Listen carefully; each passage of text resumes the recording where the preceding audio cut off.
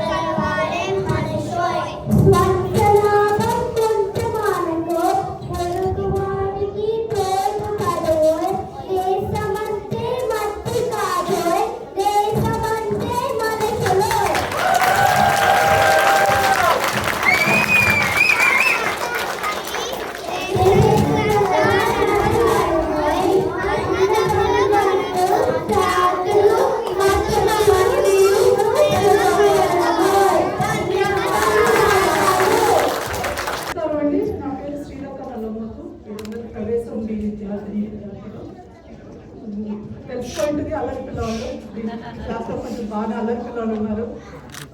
But అల్లరితో పాటు చదువు కూడా బాగా చదువుతారు.